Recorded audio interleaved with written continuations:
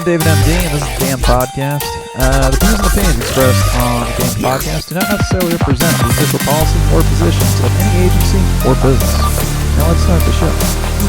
And that's what I was saying, where we should try to do a podcast. It sounds like Saturday might be our day to do that. Yeah. That sounds fucking awesome. So what I was wanting to do for a podcast was... So for the DAMD Podcast, it was clips and doing a little bit of like would you rathers and shit. Mm-hmm. I want to start building, like, I don't know how much of like your mom's house you watch, but like they're on vernacular. They have inside jokes and everything. They're like continuously going through there. I think with my DAMD Podcast as it was, where we're doing like, you know, just doing the musical chairs and everything, and then we're doing like the videos and would you rathers at the end of it. I think people are getting lost through like the biography part of it. So I think if I were to do a third podcast, it's like, all right, let's do the cute shit with the videos and everything, like up front, people can get their giggles, and then if they want to keep listening to a conversation from that, because you and I converse very easily, so if we do that on the second half, make life a little easier. That's true, because then you can just listen and yeah. So, but I know we sat down at 3E's. Well, sat down outside, whatever. I was like, all right, let's figure out like where our schedule's at. Yeah. But we were figuring out like where. I never actually sent you over my dates and everything because fucking parenthood and 2 full-time jobs with the wife and I. It's fucking bonkers. So. So Saturday sounds like that might work. Cool. So with this, I don't want to do the bomb questions because then we're going to completely shaft our fucking selves. Oh god. It's Saturday, okay? I don't want to do that right now. Is it Friday activities? I don't shafting yourself. Well, all right. So with the Lulu bomb, somehow we went from the Lulu bomb into your like relationship, like life and everything. And I wish we were recording that. Do that. I don't even know how we jumped there. Yeah, I know. That's the thing. I was like, we just gotta hit record, and I'll fucking figure this out in post. Oh, it was because of what I was delivering. So.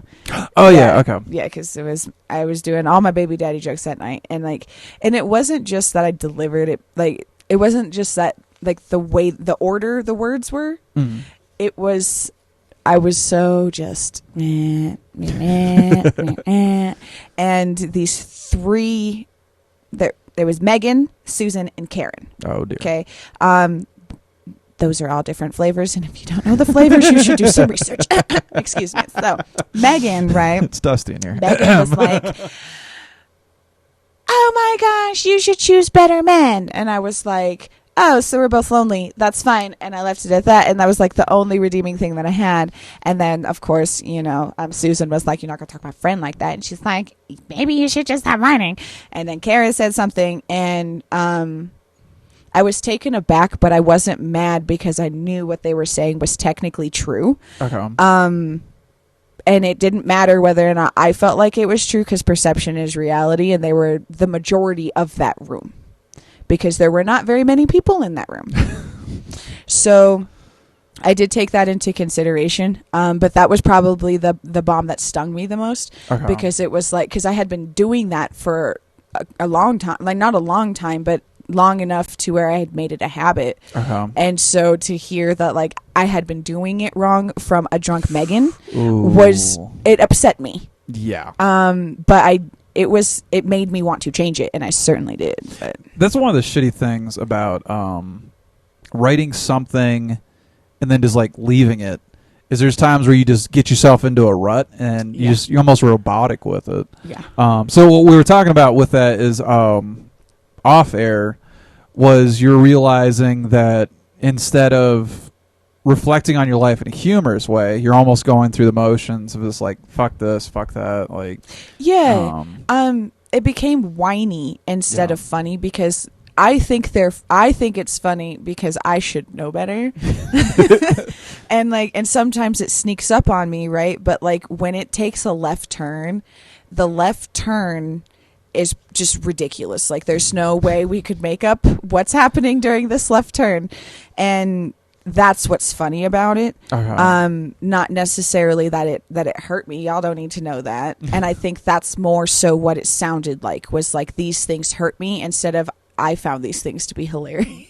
Okay, I see what you're saying. Do you know what I mean? Absolutely. So, I've been spinning my wheel since I've been back, where I was like, okay, I'm still doing this old material. And what I've decided to do, like, I sat down 2 days ago and I was like, all right, what would I name a special if I were to have a special? Yeah. So I put a name on there and I was like, what would be my start? What would be my end?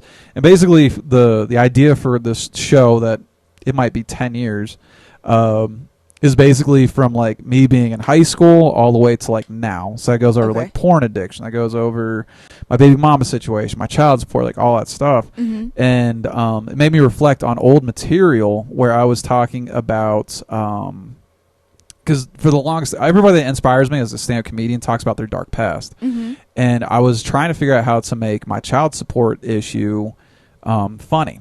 Yeah. But I was also wanting to get across that, like, it wasn't like a smash and dash situation. Like, I was legitimately in love with this person. But I had to, and for me, I wanted to make sure that my audience realized this was a very toxic person. Right. So there was things that she hid from me throughout. I think we were dating. We dated from Valentine's Day to like mid-July. So that's February, March, April, May, June, July, for 6 months. She hid some really heavy stuff in those 6 months. And then after my first son was born, we were trying to like reconcile and everything. She was slowly letting out. They're like, oh, I cheated like 3 months in. Oh, I was dealing with this. And like, I was bringing that up on stage. Some of it was like stupid of me to bring up. Right. One was like, she had a miscarriage our very first weekend that we knew each other. And like, that's really hard to like spin it into a comedic thing. And I've been the same thing where I was trying to either have a funny spin on it or try to make sure that people realize that like this person was doing conniving stuff. But like when you bring up that stuff, it's like too personal. Right. You know, it was a fucking shit show. Well, without context, it seems like, because especially in this day and age, it just seems like you're the person that is bitter. Yeah. Because realistically, in those and in every relationship, we do things to each other that the other person doesn't like, and as soon as you break up, those are the things. Fuck you. Every day for the rest of your life. Now imagine owing that person a quarter of your paycheck for 18 years. So there was another comedian that I was talking to, and he has a lot of really, really funny jokes, but they're like, if they're not delivered properly, they will sound hateful. Yeah. And that was the thing, is I came off hateful that very first time. I've only brought it up on stage once. I was like, ooh, shit, that was way too hard to paint. And when you hear yourself sound that way, you're like, oh, my. Like, maybe I should not do that again. I'm a real piece of shit for bringing this up. And that's what it felt. I literally got off stage. I was like, there's bombing, there's working through silence, and then there's the evil shit that I just did up there. And I was like, I hate myself for bringing up stuff that, if I were to slowly stack these red flags on here for a show, I think it was too much, too fast, without context. Because I had 5 minutes to express, like, this is the craziest, most toxic person I have ever met in my entire life.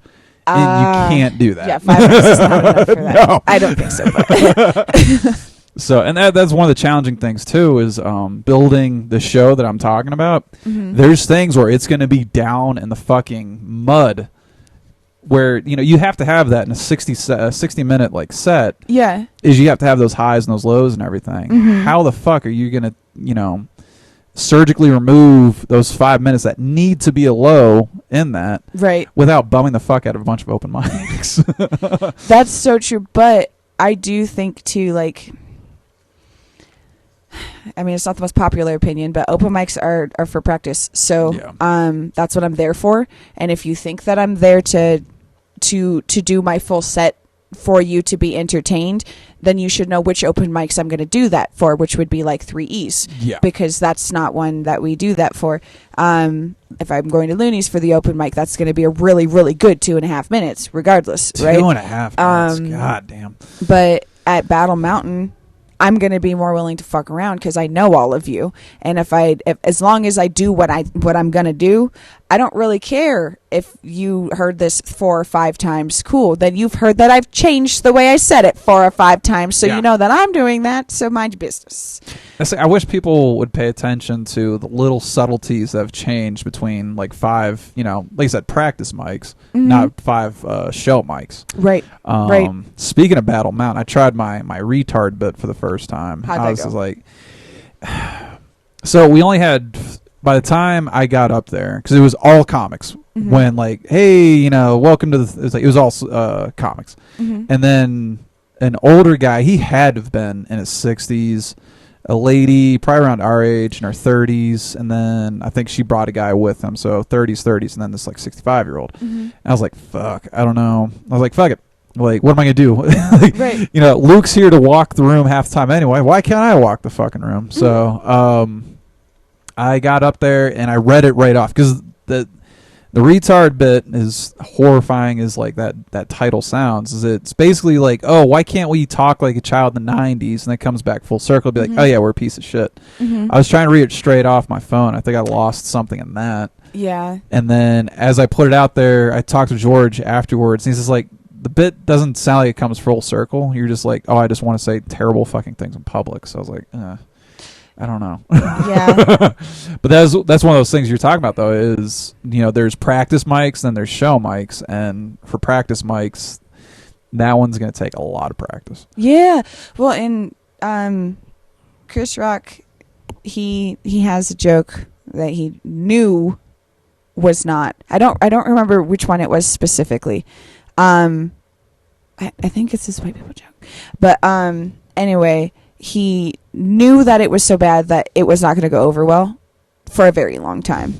And I've heard a couple of comedians say that they use that method, and I think that method is good.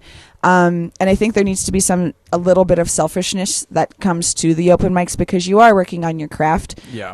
And some of us are using this for income. So I'm sorry that you heard this 3 times. I need to get the word right. Yeah. And it's, I don't know. I think they're not just open mics, you know what I mean? And some jokes, especially if they're great, aren't going to go over well the first time because you're not going to deliver it right. But when it does, and if it happens to be at an open mic, well, you're welcome. Yeah. Like it took me 5 weeks to do this. You're welcome. Sorry about the first 4, but hey, we're good to go now. That was, I forget which podcast I'm listening to. It's one of the reasons why people really hate YouTube now. Is that like Louis? So after Louis had his sexual what's the word I'm looking for, scandal and everything, he was getting back on stage. He was still being Louis. But the thing is, with Louis' bits, they have to be super rough at first, and then basically, open mics are sanding down and polishing stuff. If you have him polishing stuff at a paid mic, people are going to record it. They're going to put it up there, and like, oh, Louis C.K. talking shit still, and like that could have been. I think it was it's something to do with the Sandy Hook, or not Sandy, the shooting down in Florida. Because Louis' approach was, why are these kids heroes? Because they survived the school shooting. You just shoved a fat kid in the way and ran. Yeah. It was a funny premise, right? But because it got put out there and it was like, oh, now they're making fun of the Florida shootings and everything. Yeah. It mutes it. So, which open mics are so fucking weird. Yeah. Yeah. And like a lot of the time we're not super well spoken, you know what I mean? Like we don't articulate our thoughts very well in regular life because we're humans. So when you're trying to get some pretty deep thoughts out, it's not going to sound pretty. And so when people expect that, I personally, I'm just like, mind your business, and I don't mind.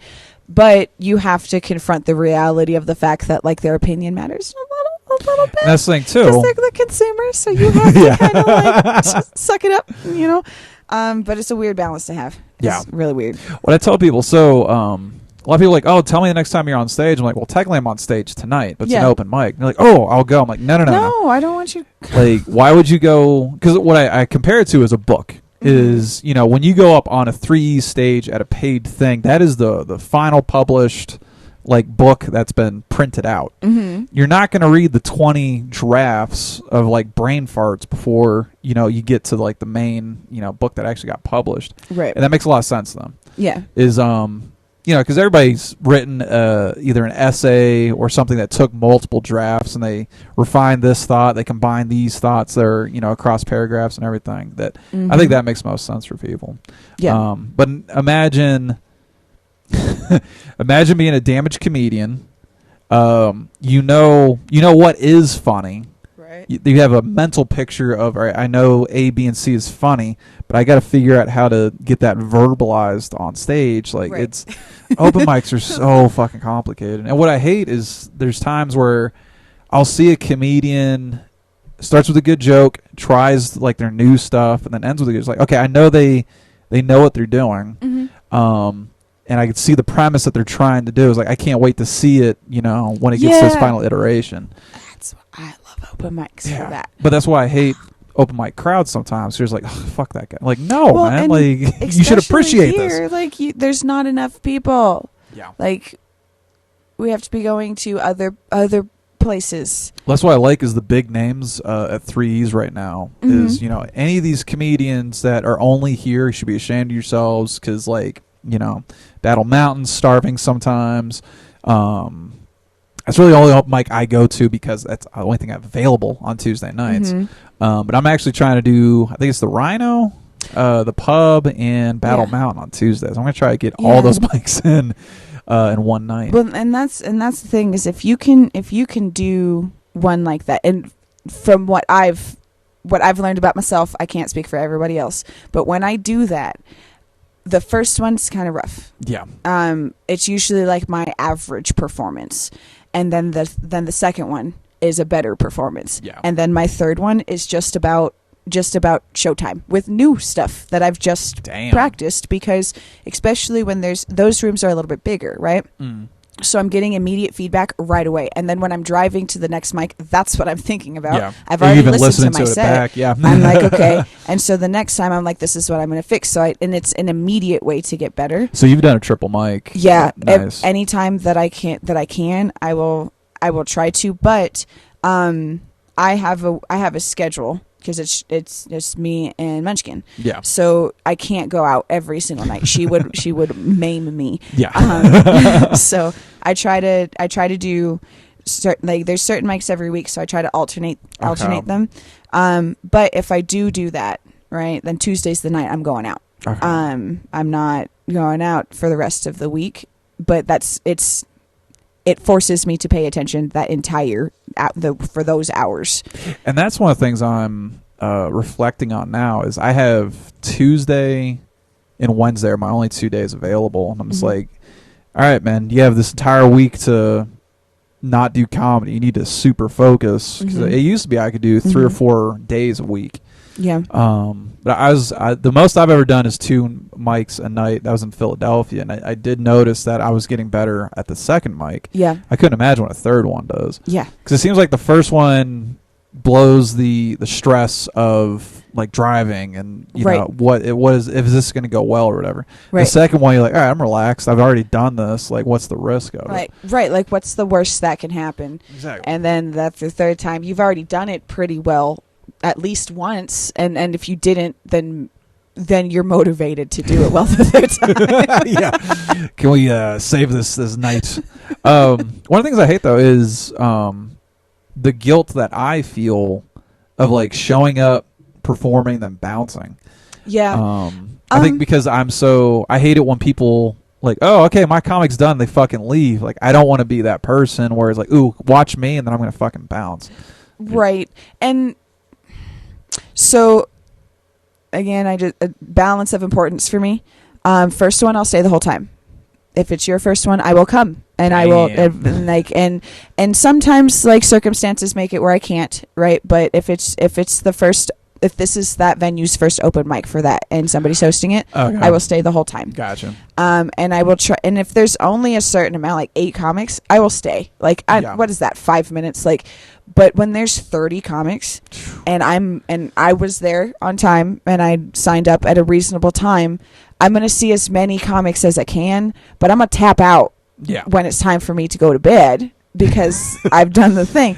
And it's also different when people ask you, like, "Well, you watch my set? That's fine." But I'm having people ask me to record their set now. And like when I'm at 3E's, I get there right as the place opens. I get my name on there. Yeah. So I'm usually within the first 5 or 6. And then I'll have somebody like, "Hey man, here's $1. Can you record my set?" And I'm like, "Sure." And then I look at the list. I'm like, "Fuck." Yeah. That dude's like 12, 13, 15. I'm like, all right. George, I love you, but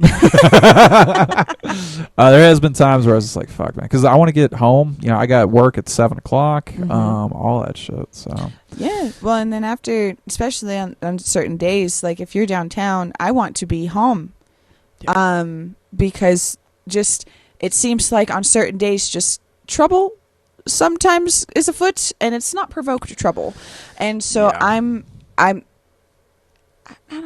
want to. Not my chair, not my problem. Bye, guys. I saw your set yesterday. Yeah. So I'll catch it tomorrow. Or maybe the next day. But also, like Loonies, they have a lot of the shows that are produced by the comics, and I make it a point to try to go to those. Yeah. Because they've earned that. I like to see the finished product when you get to go up there. Yeah, that was Tracy. I know Tracy's a part of it. But For You Look Like? Yeah. Yeah, that's Brian and Johnny Bratstein. That looks fierce. Yeah. Yeah. She is a beast. She uploaded, I look like a half dozen videos last night, just little snippets. I'm like, oh, okay, this is what's going on over at Looney's. Like, I need to get my life. What day do you think that is? Do you know? That is next Thursday. Okay. Yeah, I think it's the 22nd. I won't be able to make it. Fuck. No. Yeah, literally, because Sam's off Monday, Tuesday. I'm off Saturday, Sunday, but Sam, works Saturday and Sunday. So I'm literally down to 2 days. And then trying to cram. Editing this is at times a nightmare. Yeah. And then having to write new material for the stage. It's like, I don't know how Rogan, because Rogan has 2 kids. Segura and Christina P, they have 2 kids. Granted, they always talk about having people clean their house. But then also, like, I think that when you're in, no matter how, when you get to that tier of success and you have that flow of income, certain things... They also don't have day jobs. I gotta remember like certain things just aren't barriers, right? Because they don't have infants either. When their wives do work, right, they're able to come back and contribute to the house. They're not working a job that's restricting like Sam's. Yeah.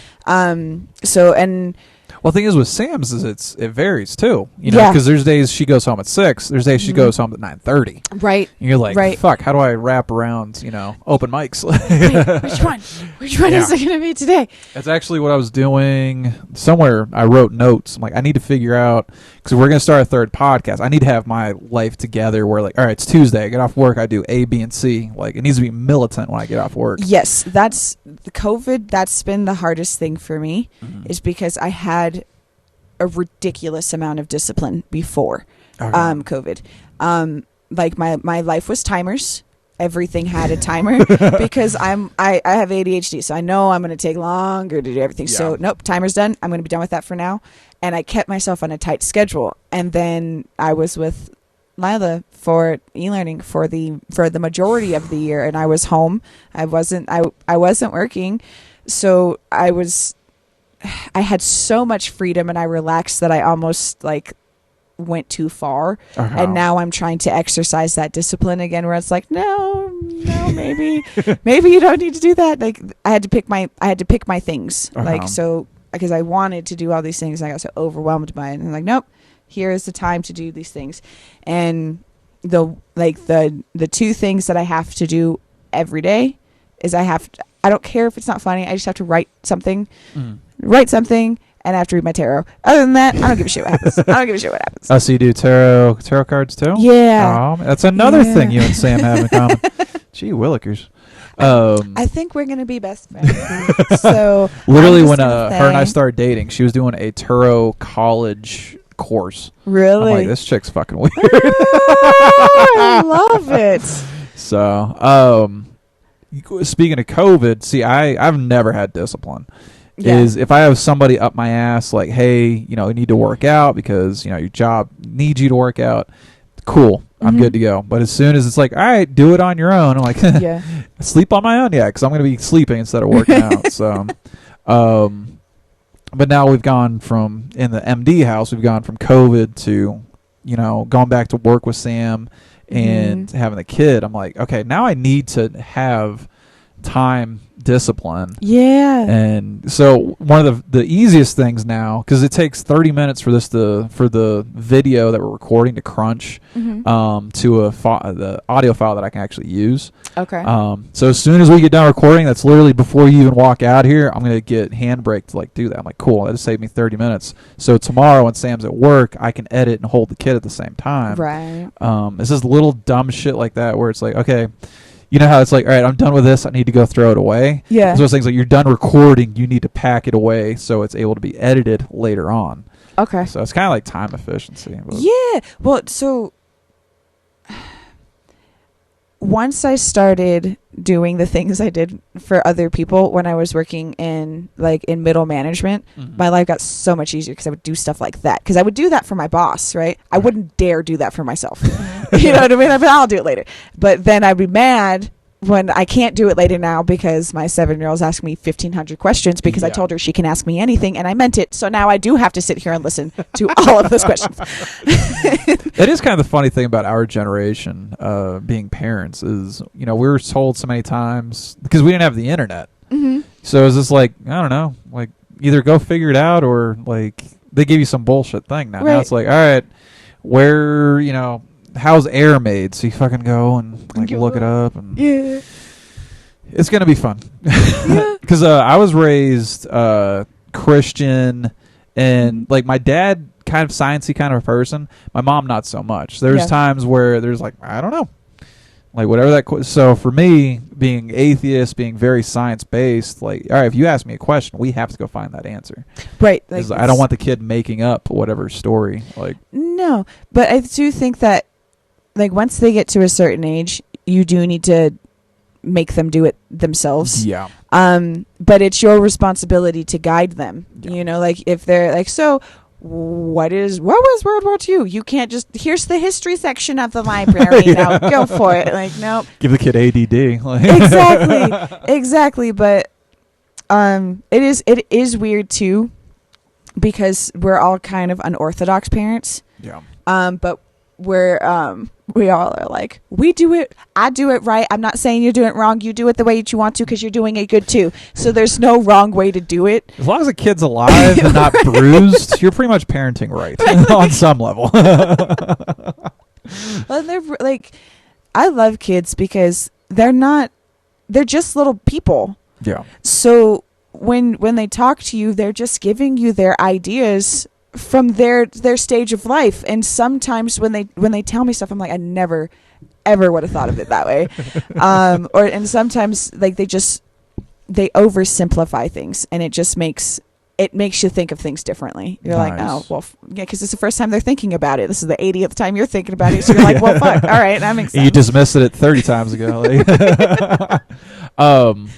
See, before Sam and I had our kid, like, I was not the keep the kid the fuck away from me. Like, yeah. I don't like the noise. I don't know. I'm very internal, so like having to be like, oh, hey, yeah, like the fake optimism, the fake all it bothers you, doesn't it? Super drained the introvert of me, because that's the thing is with a kid you have to be extroverted to make sure that they don't turn into sociopaths. Yeah. So. That's been with me right now. I'm at the motor skills level. Mm-hmm. So as a kid's trying to like fucking reach for something, like, all right, cool, I have to be impressed with that, which I am. Going from like fucking spazzing kind of things, and now like roughly, because right now he's barely touching things, but it's like, all right, cool, I know that that's coming online. Right. When it comes to the intellectual stuff, I'm actually looking for the imagination. Is when I did improv, I noticed that some of the most natural, like first day people doing improv were parents. Yeah. Because they're, they have to think outside the box with, like, everything. Yeah. I can't wait to get to that point where I'm like, oh yeah, I used to have an imagination until my fucking career like killed it. Know that they will definitely make you use your imagination. Yeah. Like, and even like, okay, in explaining hard topics, that you have to use your imagination. You have to use your imagination. You're like, so how am I going to explain this in a way that this tiny person is going to understand? That's not going to fundamentally scare them. Yeah. Like, so what? So I was born in Germany. My parents, they didn't live on the military base. They lived off the military base in an apartment complex. I was 3 or 4 years old, able to talk, and it was a huge apartment complex that had an elevator. Yeah. We got in with this older lady that had a tattoo across her forearm. Holocaust survivor. How the hell do you describe the Holocaust in World War II to a 3 or 4 year old? Like, yeah. Why is there a number processed on this person? Like, that's how systematic these assholes were. Like, there's just so much you have to unpack on that. Yeah. Yeah. That's a tough one. Yeah. Like, well, because once you start to explain to them that not everything in the world is good, they're like, what? And you're like, and just because people are kind to you doesn't mean that they have your best interest in mind. And they're like, excuse me. What? And it's... That's the thing with like child molesters is like they're going to be really cool with you until they get what they want, and you're just like, Jesus Christ, how do you unpack that for a kid and not make him suspicious, him or her suspicious of the fucking world? What I told Lila is like, even for, like I told her you don't have to do what I say if I ask you to do something weird. Like if I asked you to lick my shoe, I would expect you to be like, no, Mom, that's gross. I'm not going to lick your shoe.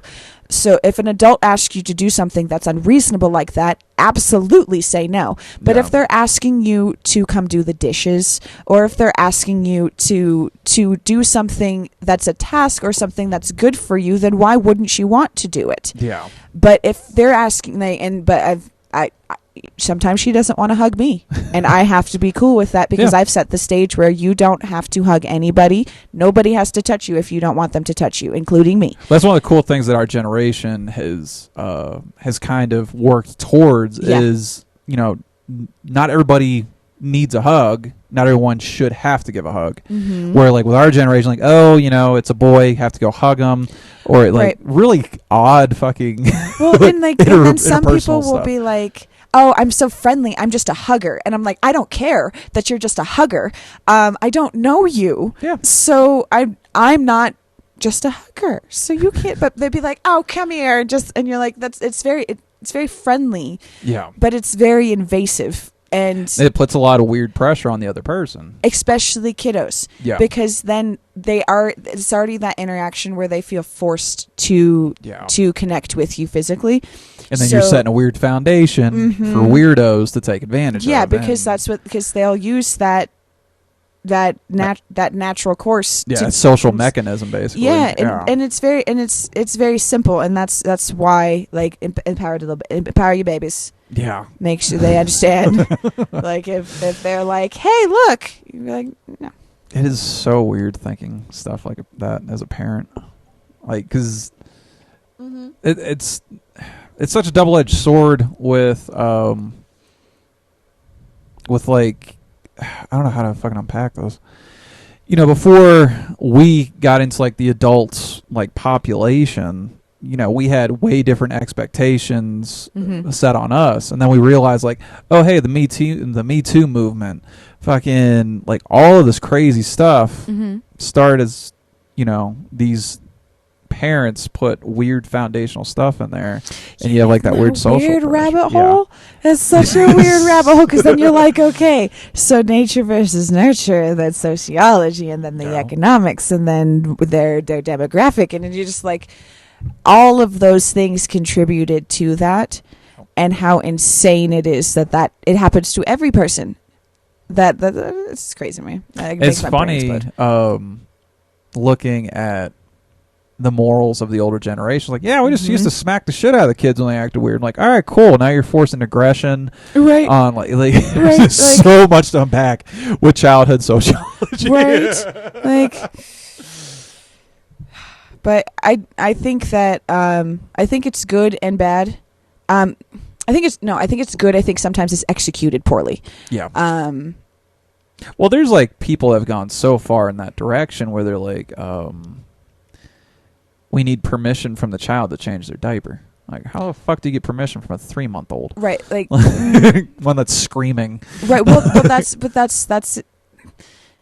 I mean, I don't know. I like the intention of that is when the child is able to process. Absolutely, like, hey, but it's asking for your help. It's crying because it's tissue sore because it's been sitting in the poop. So it's asking you, hey, I need you. And so that's the consent is, hey, person. But there's people that don't dissect that way. That's screaming is a negative, do not touch me kind of thing. But that's how they communicate. They scream when they're excited to see you, and they...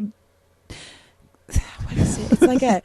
It's like a banshee call that infants have when they see you. They're like, ah! And you're like, oh, you're so happy to see me. So with Sam, we're starting to get her to break down and listen. Because what I told my wife is like, I need you to be the calmest person in the room when he's freaking out. Yeah. Because if he's freaking out, sees you freaking out, it's just going to turn into this crazy echo chamber. Mm-hmm. How I've done it since day one is I've graded most of his screams on a scale of 4. Mm-hmm. It's like, oh, when he needs a diaper change, it's like, like little chirping. Mm-hmm. All right, it's like a 4. Mm-hmm. When it starts getting a little more like persistent, cooler up to a 2. When he started, because you have like the and then you have the really, that's like 4th gear. Yeah. So I'm like, if you look at it that way, you're able to interpret, all right, if it's just a chirp, this is probably like, hey, this is an inconvenience, like a wet diaper. Mm-hmm. If it's a 4, it's like, all right, I'm either in physical pain or I'm overloaded emotionally or something. Like, you got to break it down, because if you treat every chirp like it's a 4, you're never going to get to sleep. No. And they're learning how loud they can get. So, anyway, he went to New Jersey with Sam for a week. How was that? Well, he was a little quiet kid. Yeah. When he came back, he's like, oh, he found that 5th gear where like he's when that kid's pissed or in pain or like, dude, I'm like, where did you pick this up?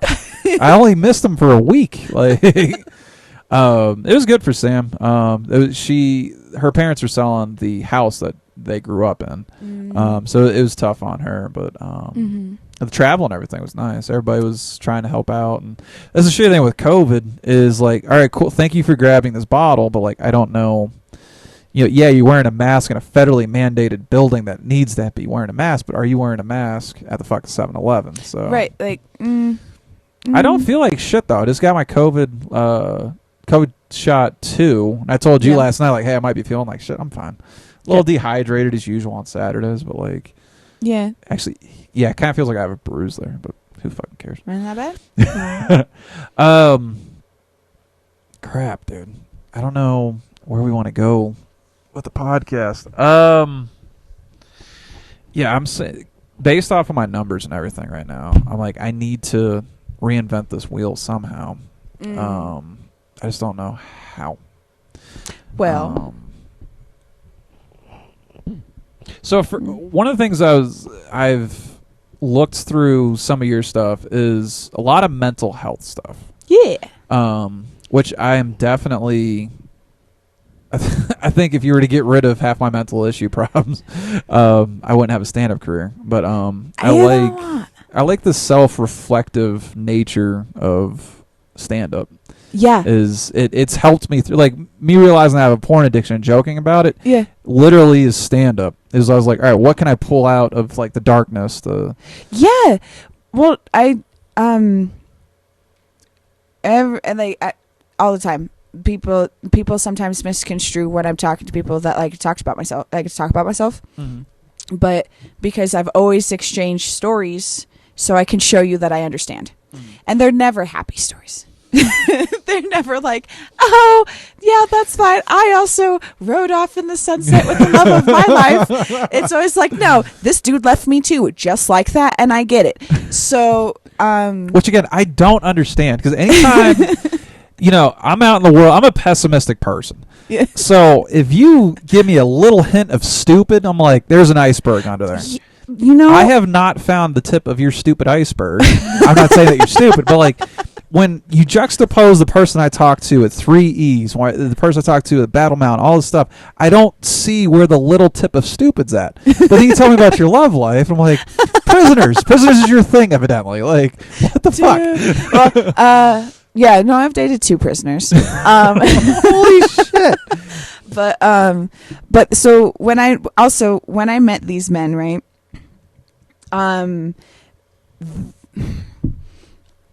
They were learning how to heal themselves. This is before prison that you met them, or after? It was after. Well, no, one was he went to prison after, and that's why I say like he ran away from me, and like he sucks solace in prison. And then the other I met after, but both of them now presently are working to be great men. One of them, I have never seen somebody pay their restitution that fast. He paid that ridiculously fast. He figured out what he needed to do, and he was fine. But nice. Just as people, right, we just weren't a good match, and it had nothing to do with the fact that he had been to prison. It had everything to do with the fact that he hadn't confronted his demons from youth, and he couldn't. He's very internal too. And so am I. So we were working through those things together, and we were just volatile to each other because we were individually in pain. So what we had to decide is like, I love you, but we have to go. So that way I am not hurting you anymore because I'm in pain and I can't handle it, and you're in pain and you can't handle it. But we just weren't saying that to each other. We were just fighting all the time. Yeah. So in that respect, I do like the fact that I like the mindset that you can change at any point, and you can be anybody you want to any day. Yep. And to me, there is something very attractive to a man who works very hard to be who he wants to be. But what comes with that, right, is sometimes some foolery. And realistically, like my most recent ex, he and like I said, like it wasn't that bad. He and I just were not a match, and we tried really hard, and it just didn't work. My baby daddy, he went to prison, but that again was, he would not confront his demons, and he let substances get in the way of who he could be. And for a very short period of time, he was a very, very bad person. Damn. But he also is moving forward to not be a bad person.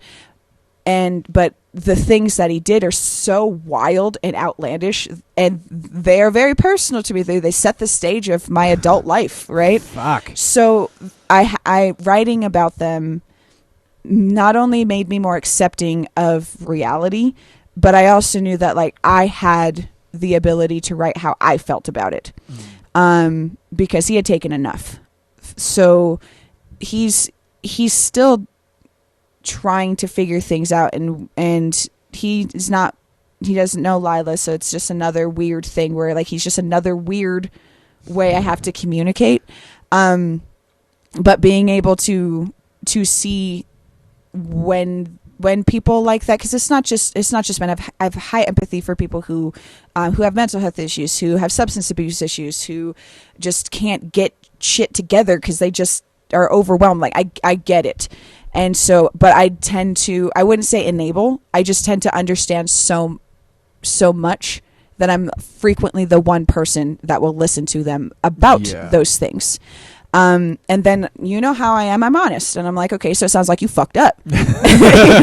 So you need to go do these things. And a lot of the time, personalities like that will gravitate to somebody that will tell them that, because people don't tell them that. Yeah. And it's more of a compassion thing than me just being stupid, because they're not bad men initially. Or if not, they were, and but I think everybody deserves redemption. Absolutely. It's just funny that usually I fall into relationships with men like that, and like personalities like that are frequently people who are substance abusers, or they have gone to prison because it's not making the right decisions. Yeah. And self-sabotage is a thing. Yeah. So that was a really long-winded answer, but that was my first like grown-up breakup, right? Because like he proposed to me after a year, and I really, really wanted to. I was very much in love with him, and we had a great little family. It was awesome. So your kid was born at that point? Yeah, and okay. he did something that I admire for other parents, because it wasn't his daughter. Oh wow! But he took care of her like she was his daughter. Yeah. Period. And he respected everything that I needed. So it was a very good relationship foundationally. Mm-hmm. But once we started planning the wedding, we started to realize together, like, it wasn't just me that we're not ready to get married. Like, we would say that to each other, like, are we sure? That's where, and then eventually we were sitting in our living room. That's the honesty that most people need in a relationship. Absolutely. Because we were like, we're not ready to get married. We're not getting married. We're getting married for other people, not for us. We're fine. Everybody else wants us to get married. We're cool. Yeah.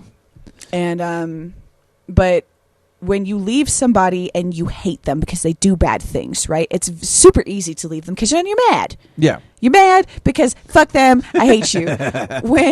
When you truly try to make it work and you have to realize that it's not going to, and it's not that you don't love each other, it's just that it's not going to work and you have to separate. That is a completely different kind of breakup. Because you still love that person. You still miss them. Like, I spent 4 years with him. So washing the dishes was different. Yeah. My normal patterns became different. So when you break up like that, it is raw hurt. And but when you met me, that's when I was very much like, I am not interested in even speaking to anybody, because I first of all, I was hurt, but I didn't want to take care of another person.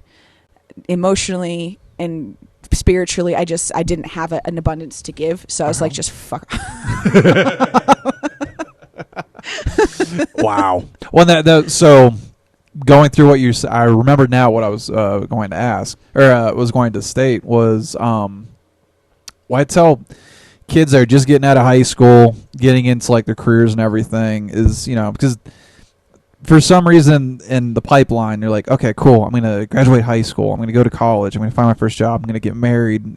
They want to go on this trajectory. Mm-hmm. One of the things I tell people is like, all right, when you start dating somebody, you need to date them long enough to go through multiple problems. Right. Is what I found with my first marriage was I'm a very like, oh, this is a fucking problem. Let's talk about this problem. Mm-hmm. And then I can literally turn it off in like 15 minutes, depending on what the issue is. Right. My ex-wife was very like, oh, I have a problem. I need to go and deal with this problem in the other room for however fucking long. Mm-hmm. So that's the thing is you need to figure out, cool, this is stressing me out. What's my mechanism? And then what's my partner's mechanism? Because if your mechanisms don't work, that's another point you can touch. So not only are you worried about the first fucking problem, now you're worried about the problem between you two. And right. Well, it is. And if you say anything, it's going to get worse. That is the worst feeling in the world, is knowing it's a different kind of defeat, because you know that no matter what you do, it is not going to fix this. Yeah. Being patient and being kind, yelling and screaming, confronting it right away, because you've tried in all those different ways. And you're like, cool. So I know I'm about to lose. That's cool. That was one of the things. So I got my divorce in June. We'll keep the start time of my my forever wife a secret there. It was like I knew that communication problems collapsed my first marriage. Mm-hmm. Like, I'm literally going to let my forever wife know everything. Yeah. So literally within like the first 2 or 3 months of me knowing Sam, literally everything was on the table. Mm-hmm. She knew that I was paying child support. Like, our very first, like, I'd say maybe our first 2 or 3 like Tinder conversations or text messages is like, hey, let me unpack all this shit. I don't want it to be like, oh, we were dating for a year and then I found out that he was going through a divorce. I found out because, again, going back to my baby mama's situation, was she unpacked because she was in the middle of a divorce, at the beginning of a divorce when we met. and like trying to pack all that into stand up is like fucking impossible too. Right. But I just wanted to make sure everything was on the table, so there's no punches that were coming. It's interesting that you say that, because a gentleman I was dating, he did that. Like he just told me everything right away, and then like he was kind of like, I told him like, you're like convincing me to love you, when just leave it be. Like I will, if I will, like, but now that you say that, I understand that differently, because it is more upfront about like, hey, these are the things that are happening. Maybe if it's like in the first conversation, that's a little weird. Yeah. Hey, I'm David. I got mental issues and all that. Like, what's up? But no, I understand what you're saying there, and I think I never really thought about it that way. I don't share anything. Like if I'm dating, I will not. I share more with my acquaintances than I do with the person I'm dating. That's the weird thing too, is I share more on stage than I do like in my personal life. Yeah.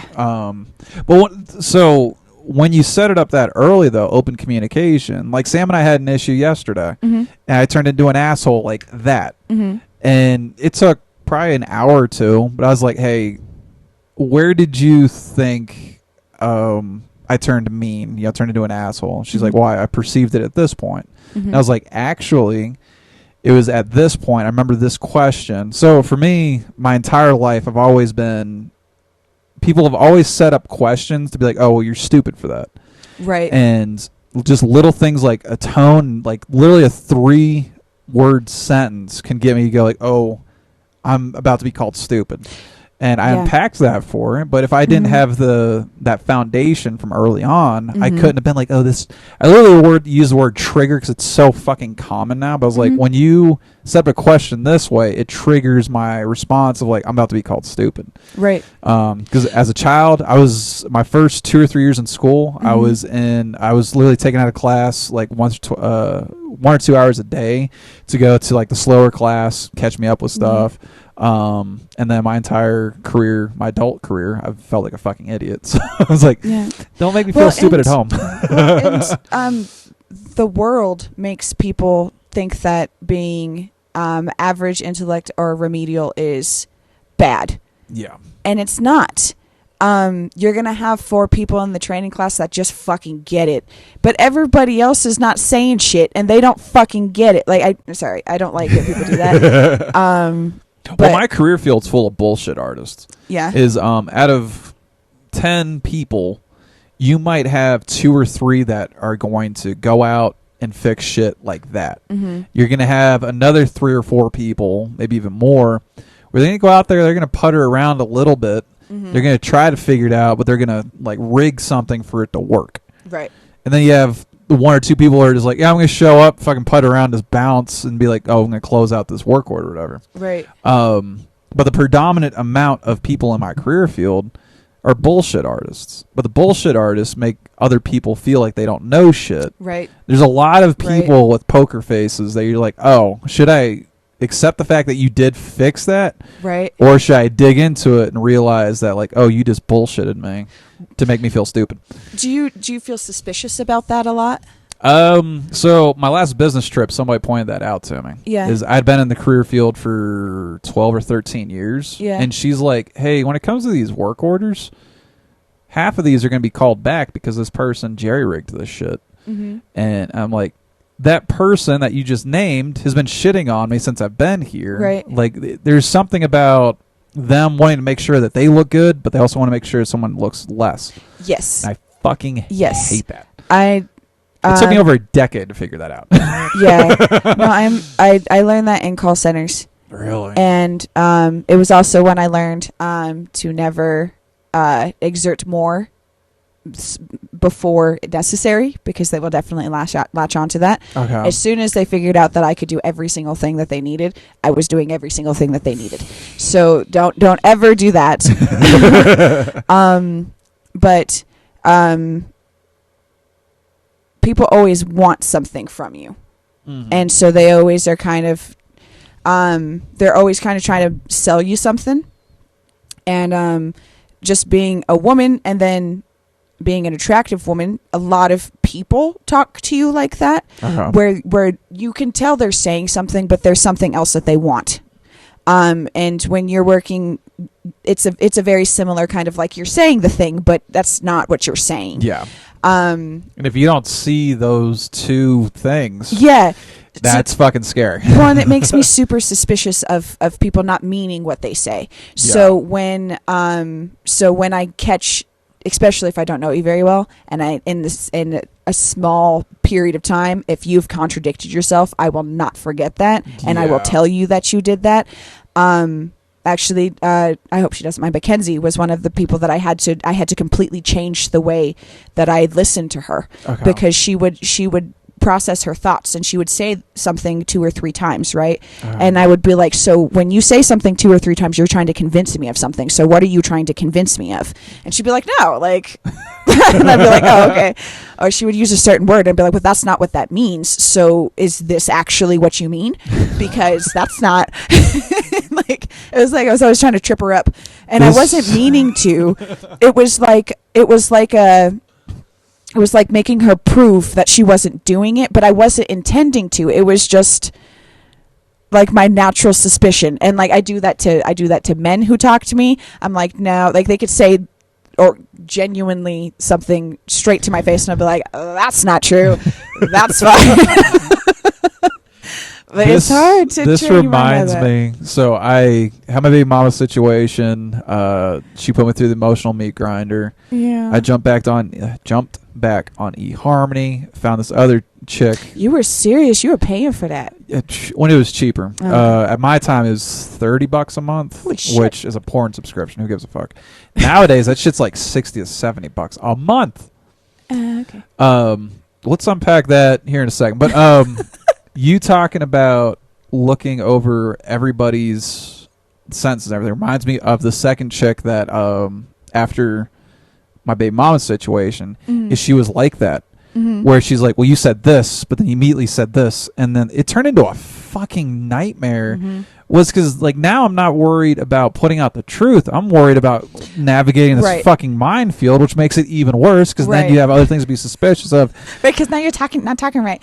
And what I was literally suicidal by the end of the time. Oh, so no. I've told people that I've been suicidal before. It was literally this other chick along with my baby mom situation falling apart. Right. Is like, this is bad enough already. Realizing that the family unit that you thought you were going to have since childhood is not going to happen. Oh shit. Now try to your escape away from that is with a hate to say it, psychopath that wants you to walk through a minefield of like this, that, and I was literally suicidal. I was like, there's just no way I'm going to be able to get either one of these to fucking work. Right, so win or just have peace. Like, no, and a lot of the time, I will go, oh, okay. And that's me being, you heard that wrong, shut the fuck up, is what I'm saying to myself. So I'll go, oh, okay. And like, you'll totally see that, like, I heard it. I've catched that. Yeah. I've caught you do that, but with me before. Yeah, and I'll be like, okay. And it's because I know that I am not giving the benefit of the doubt. So I'm going to stop myself and listen. A lot of people get really mad because then they're like, well, what were you thinking? I'm like, I promise you don't want to hear what I'm thinking because it's irrational. Like, it's not reasonable. Yeah. So I'm not going to stop the conversation to tell you some unreasonable shit when in 30 seconds I'm going to not feel that way. Like, no. One of my ex-wife's friends, she used to call me the politician. I'm like, what the fuck? Why? It turns out the way I used to talk, I guess, piqued her, like, radar, where I used to say things very diplomatically. I don't know. So I was raised by older adults, so we didn't speak through like pop culture. We spoke, the proper English way or whatever.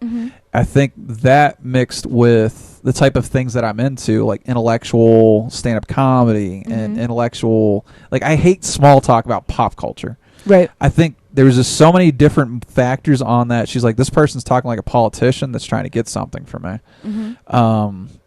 It was just so fucking weird hearing that. Cause I'm like, I just talk nerdy. I talk, however, but to be insinuated as a politician in that. Right. I've gotten called devil's advocate. I've been called two-faced before because I won't choose a side. And the reason why is because a lot of the time I don't think that either side is wrong. Yeah. So I'm not going to choose a side. I used to be really cool with the devil's advocate. I used to be a devil's advocate. Mm-hmm. But since 2016, people that think being contrarian is intellectual has caused me to be like, if I believe in something, I'm not going to contradict it. Right. Because I don't want to be part of this fucking huge echo chamber. No. Well, and I think it's important to, I keep my views private from that particular section of the internet. My friends know how I feel about it.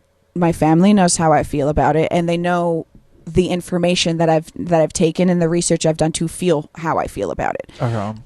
So when I'm in regular conversation, I don't feel like I have to prove to you why I feel the way that I do. But I do feel for some reason some pressure to verify that you know why you feel like you do. And that's the thing with like politics. When you ask somebody to explain that, you're like, "Well, do your own fucking research." Well, and that's the thing. It is like, well, like, and that's and sometimes too. Like, I'm totally happy with revisiting the conversation, and sometimes I won't answer something because I'll need to think about it, and I'll tell you that, like, no, I need to think about that for a minute, and then I will, and I'll have my answer. But when you're getting into conversations like that, and you're just listening, like if you tell me, oh, I just watch YouTube, or I watched it on Fox News, I may not tell you, oh, well, I think that you may need to do some more research, and I'm not saying you're less of a person, but in this particular intellectual arena, you're not ready to be arguing or saying anything to people who are, and I'm not saying I am the most versed person. Yeah. But if you're not even doing that, I know where your line is. What I think with people too is they go, "Oh, I am team A or I'm team B," right. So I immediately take this list of positions. Like, if you're arguing a position that you haven't researched, but just because you're on this fucking team, and that's where the contrarian shit comes in, is okay, I'm either a Republican or I'm a Democrat. It's usually my Fox News viewers that just have to fucking argue their stupid fucking point. And you're like, do you really understand what you're unpacking? You don't. Like, if you go and do a little bit of research, you'll realize that either you should go neutral in this position or you should reevaluate the whole fucking thing. Right. And when you do the research, you start to realize that there's so many symptoms that you're trying to find the actual problem, and sometimes you get lucky and you're like, oh, that's the problem that caused all these symptoms. But it takes a really, really long time, and I think it's unreasonable for people like that to think that the average person has the time to do that. Yeah. Because we were just talking about it, like just being a husband, being a father, taking care of your house, being a good employee, just being a functioning member of society. It's time consuming. Like it is, and it's emotionally taxing. So why would we expect the average person, right, to look at information that is going to make them not feel like this is safe anymore? Yeah. Let me upset you a little bit so that way you can understand that your foundation is cracking, but you'll probably be dead by the time it totally cracks. So just live in anxiety. I don't think that's necessary. Do you know what I mean? Like, you should know what's going on to an extent. You should understand. You should want to make sure that your individual actions are positive. But when people are like, oh, well, you don't know, unless you are trying to go toe to toe with me on a specific subject, I'm not going to expect you to know everything. But if you say something to me that's not correct, and I know, I'm going to tell you, you can find this here. Okay. Or I can send you this if you want to read it. And then after that, that's completely up to you. Yeah. You don't have to. But the next time I talk to you and you say the same thing, I know now that you didn't take the time to read it, so I'm not going to want to listen to what you say. You just want to stay in that stupid thing. Yeah. One of the things, as we were going back and forth, I heard this a long time. Who initiated the BLM movement of 2020? Whose death was it? George Floyd. Was it Floyd that long ago? In 2020. God damn. All right, so somebody, I'm not going to name who, was talking about the fatherless black community. I was just like, oh, here we fucking go. There's just so much to unpack on that. And literally last week, because who fucking died last week? Dwight, I don't remember his last name. I'm so sorry. It's all good. But he was 20, yeah. For some stupid goddamn reason, I always go to Fox News comment section. Mm-hmm. Literally the third thing on there was like, well, fatherless black community. I'm like, look at Reagan's drug war, incarcerated a whole bunch of black dudes. Like, well, and it's like, and that is it's absolutely a contributing factor. And to say that that's not a contributing factor would not only be irresponsible, but I think it would be naive. But to blame them entirely for that is also not accurate, and it's naive. So, and that's why a lot of the time, like, when people get so mad, they say that, well, there's no fathers there. Okay, well, that's perfectly fine. I understand that, but do you understand that, like, there was no family base there? Yeah. So if you go deeper into it and you want to make people feel even worse, you broke the ability to have a subculture because you enslaved them. So that's fine. Whatever they may do, and they Jimmy rigged that shit, and what it is what it is. And there's good in it and there's bad in it. But there's so many different things and so many people that need to be held accountable for that. Yeah. That when they say blatantly ignorant things like that, it does irritate me because they are right, but they are wrong. Do you know what I mean? It's the only time where they can be right and they're wrong, because yes, given statistics, given the family households, given the incarceration, regardless of intent and regardless of who did it, that is true. Mm-hmm. But all of those other things are extremely important.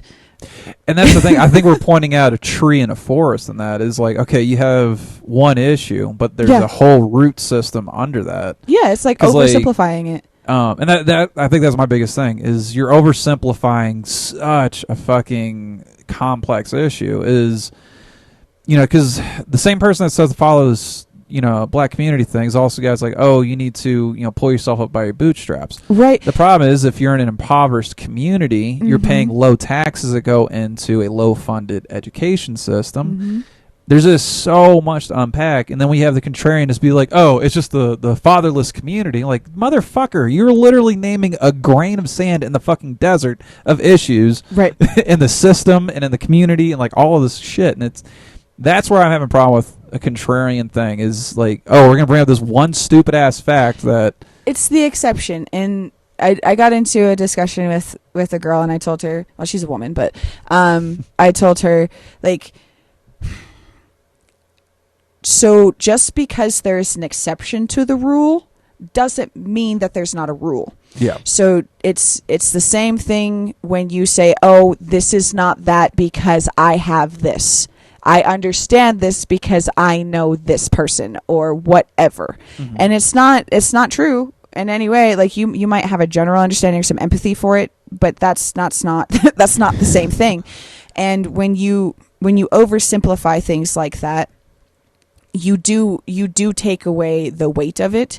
When you're like, oh, but what about them too? You're taking away the weight of it. Mm-hmm. When you are, because it's just like another deflection. Look over here because it's shiny, and I think that's where that's not helpful. I think pop news has just been like that. Is we're like, ooh, we don't want to approach Cuomo's sexual thing, so let's distract you over here. Or, right, it is like, but he's been known to be aggressive, and I think this is what's frustrating me. Is a lot of these behaviors, since a lot of them have had some time for this to be documented, we know the certain behaviors that a lot of these people have had. Mm-hmm. Again, like I said, everybody deserves redemption, but when they continue to happen, right? And then you're like, oh, well, you need to ignore him, but you're not going to ignore him. You don't look over here, but you can look over there. And that's what I'm saying. The distraction culture of it is like, I don't want to nail this guy, but we should nail this. Well, it's deliberate, and it's been happening for quite some time. And I think that's true. Why I'm frustrated is because these things aren't new to me. They have been happening, and if you have a little bit of foresight or a little bit of wisdom, you would be able to see that this has happened before, just with a different flavor. Yeah. So I get frustrated because I'm like, you should know better. Like, all of you should know better, but I'm also expecting an entire population to not only be intelligent, to be reasonable, right, and not to have and to be responsible with their prejudice. Yeah. Like, one of the big points that 2020 showed, Carlin said this back in the 80s, but like, I think it should be ingrained in stone. And like, if there's a monument dedicated to COVID, it should be, imagine how stupid the average American is, and realize that even half of us are even stupider than that. I've lost all hope in the intelligence of this country. And it's so funny because like, I've been trying to get the courage to TikTok, so I've been like looking, and I think that's one step closer to the idiocracy. It is so true because there's I've always kind of been in the la la land. So I'm super smart, but sometimes I can just be an airhead, and that's just because I'm not paying attention or whatever, you know. And so my friend, he said I'm the most intelligent dumbass he's ever met. And I'm like, that's totally true, because I'll just be like, what's going on? And I won't mean to, but I'll be like so deep in thought that just reality is not a thing anymore. Okay. And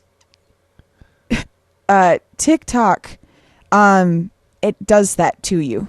Where like you're like sucked out of regular reality, and like it's just all of these I guess you can't tell. That's what's dangerous, is you can't tell which ones are intelligent and which ones just are articulate, but they're all like so stupid. Yeah. But they give you good information, because sometimes I will like look up the thing and I'll be like, I don't think that's true, and I'll be like, well, I'll be damned. All right, that's true. But it's just a bunch of intelligent dumbasses.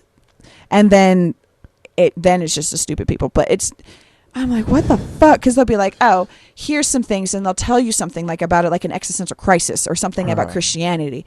And I'll be like, you are so irresponsible. What are you doing right now?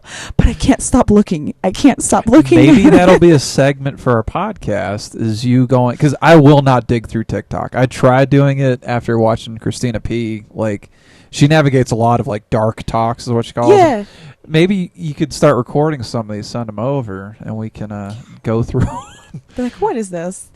Because I have seen people try to make intelligent points and just come off completely moronic. Yes, it's great. I'm like, what are you doing? What is the one? There's it's either a TikTok or a YouTube or some shit where this lady's wearing her little MAGA hat, and it.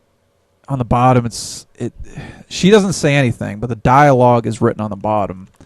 And it's like, are you ready to take the COVID shot? And she's like, no. And then it flashes, and she's got like a nosebleed. Like, are you ready to take the COVID shot? She's like, no. And then she bleeds again.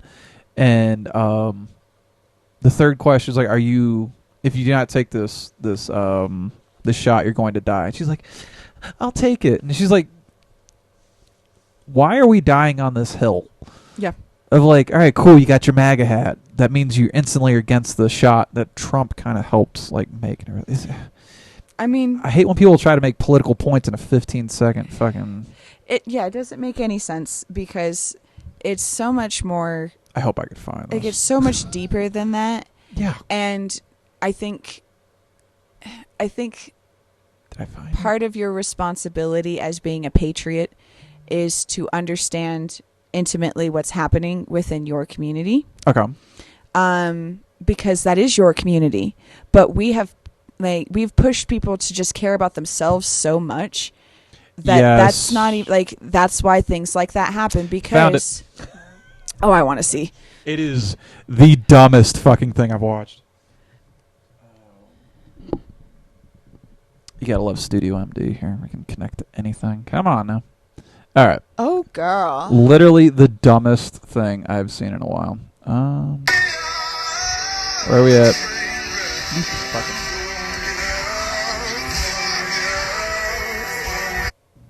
Alright, here we go.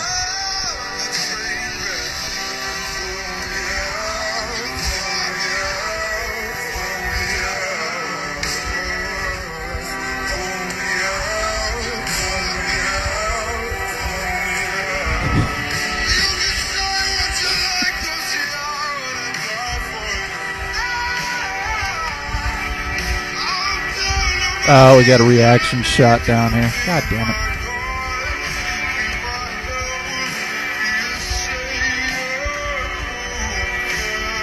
It's the well done, good and faithful servant for me. No, but like for real, what the fuck? Yeah, that's my reaction to that. Is people try to make these political points, and I think they're trying to go viral with dumb shit like that. Yeah, because, well, this is the most interesting thing. There used to be I guess there still are people like this, but like I remember like being in school with girls that would be like any news is news, right? Like good or bad news is news, so it doesn't matter. Good behavior, bad behavior, doesn't matter. At least they're talking about us, right?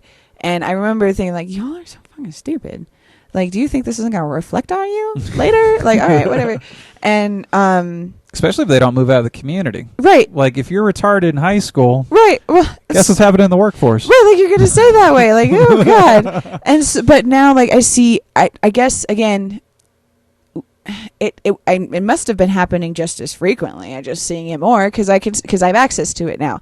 But that's like, oh well, any news is good news. Like that's the thing. I can't stand it, and that's not what I'm trying to say. I'm trying to say like any talk is good talk as long as they're talking about us, good or bad. There's a phrase for that, but it's not coming to mind. And I found it. God damn, I know what you're talking about. Yeah. Any publicity is good publicity. Yeah.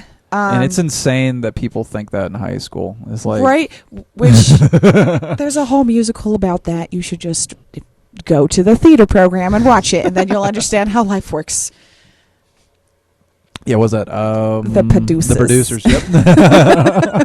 What is the premise on that? Is like Hitler... Wasn't it something about the Nazis or some shit? I forget what the fuck. I don't even remember. I just remember the main song in between. Mel Brooks, I believe, right? Yes. Yes. I just did so like on my Apple TV, hold up, the producers.